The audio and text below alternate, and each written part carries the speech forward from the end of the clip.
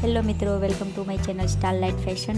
આજે મારા એક કસ્ટમરની રિક્વાયરમેન્ટ છે કે એની માટે હું એક આ દીપિકા પદુકોણનો એક બ્યુટીફુલ ડ્રેસ બનાવું. તો ચલો આપણે બનાવીશું.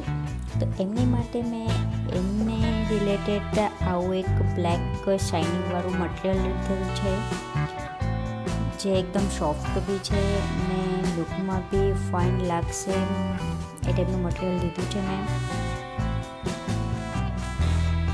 પહેલાં એને આપણે જે કોઠાનો ભાગ કટિંગ કરીશું, તો એના માટેનું જે લંબાઈ એને જોઈએ છે 16 તો હું અહીંયા એટલી લંબાઈનું જે કોઠાના પાર્ટનો ભાગ છે એ હું પહેલાં કટિંગ કરી નાખીશ.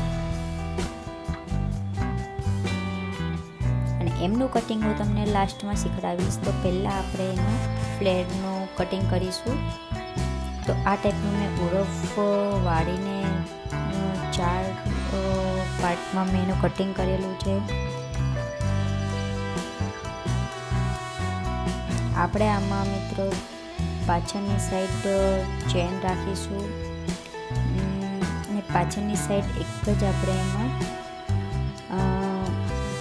જે જોઈન્ટ કરીશું, જેનું ફ્લેર છે એ સાઈડમાં બંને બાજુ જોઈન્ટવાળું નહીં કરી, કારણ કે આમ જોવા જાય તો આ ટાઈપના ઉરફ કટિંગ ગાઉનમાં બંને સાઈડ આપણે સિલાઈ મારતા હોઈએ છીએ, પણ આમાં એક સાઈડ જ આવશે. હવે આ એનું જે કોઠાનો પાર્ટ છે એ આપણે કટિંગ કરીશું. આ તમે જુઓ છો એની સાઇઝમાં મેં પહેલાં તો ડ્રો કરેલું છે.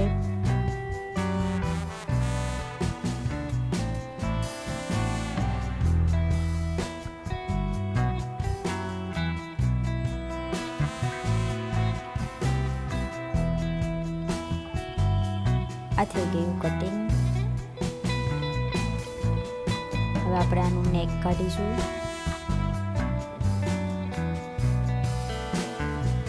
મારા કસ્ટમરની એવી રિક્વાયરમેન્ટ છે કે જે રીતે દીપિકા પદુકોણનું ડ્રેસ હતો એના જેટલા શોલ્ડર હતા, એનું જે રીતે નેક હતું એ જ રીતે એમને નેક બી જોઈએ છે.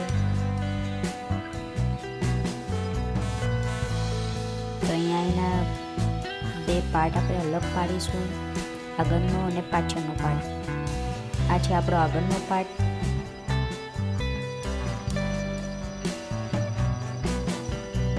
આગળના પાર્ટમાં એને જોઈએ છે 6.5 ઇંચનું નેક.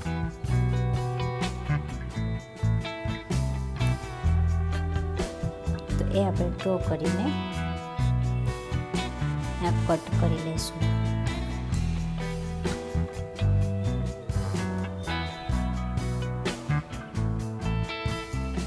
હવે આપણે લઈશું પાછળનો પાર્ટ.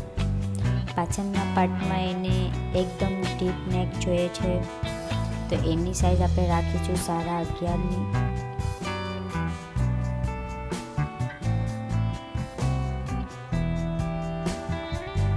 આ ટાઈપના ગાઉનમાં ડાર્ટ્સ લેવા ફરજિયાત છે, તો તમે ડાર્ટ્સની જે જગ્યા તમારે કમ્પલસરી રાખવાની થશે. હવે આપણે એમને કરીશું સ્ટીચ. તો પહેલાં તો આપણે આ ટાઈપનું જે કટિંગ આપણું કરેલું છે એમાં ડાયરેક્ટ ઇનર જોઈન્ટ નહીં કરી, પહેલાં તો આ રીતે શોલ્ડરનું આપણે જોઈન્ટ કરી નાખશું. શોલ્ડર જોઈન્ટ કરીને આખા બે બાજુમાં મતલબ અસ્તરનું આપણે ત્યારબાદ નાખીશું.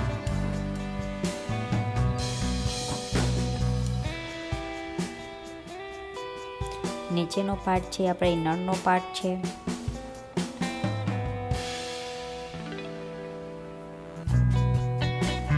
આ રીતે મેં પિન મારીને હું અહીંયાથી સ્ટીચ કરીશ.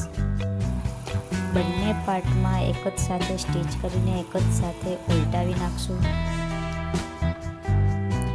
એના લીધે આપણું જે શોલ્ડરનું ફિનિશિંગ છે એ એકદમ બેસ્ટ આવશે.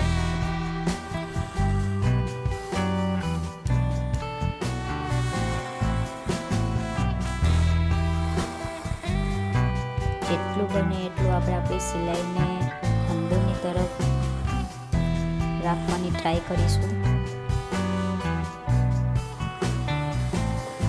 જે પાછળનો પાર્ટ છે, અહીંયા જ્યાં પાછળના પાર્ટમાં આપણે ચેન રાખવાની છે ત્યાંથી મેં 2 પાર્ટને અલગ કરી દીધા છે.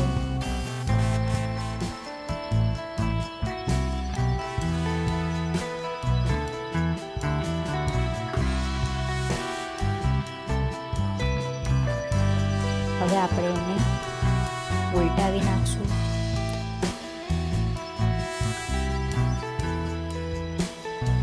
આર્મહોલની તરફથી મેં સિલાઈ મારી મૂકેલી છે અને એને આખું ઉલટાવેલું છે.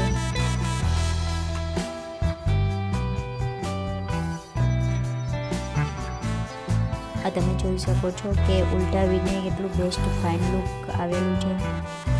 ત્યાર પછીનો પાર્ટ એ છે કે આપણે એનો ફ્લેર બાંધીશું.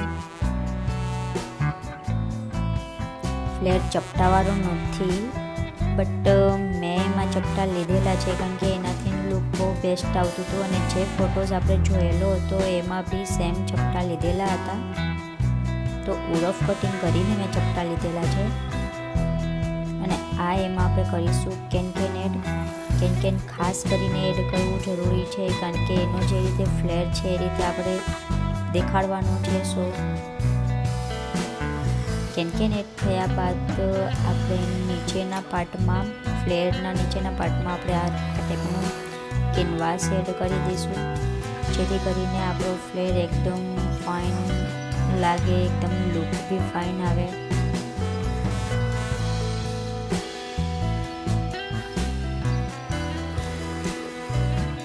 ઉરફ કટિંગ કરેલું હોય અને જ્યારે નીચે તમે આ ટાઈપનું કેનવાસ એડ કરો ત્યારે તમારે ઉપરની સાઈડ નાની ચપટી લેવી જરૂરી છે જેનાથી તમારું ફિનિશિંગ બગડે નહીં.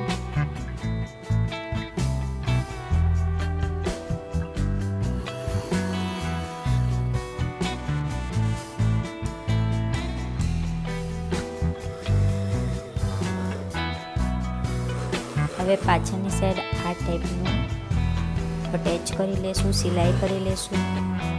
ત્યારબાદ આમાં લગાવીશું ચેન. આ પાછળની સાઈડ એક જ આપણે સિલાઈ આવેલી છે. જે આખું ગાઉન પૂરું થાય ત્યારબાદ હું તમને દેખાડીશ.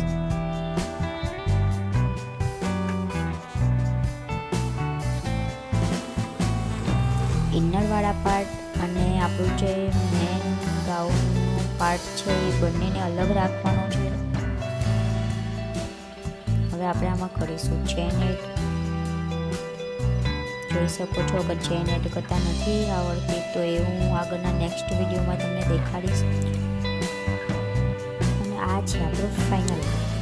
તો આવા જ વિડીયો જોવા માટે, કંઈક શીખવા માટે અમારી હારે કનેક્ટ રહો.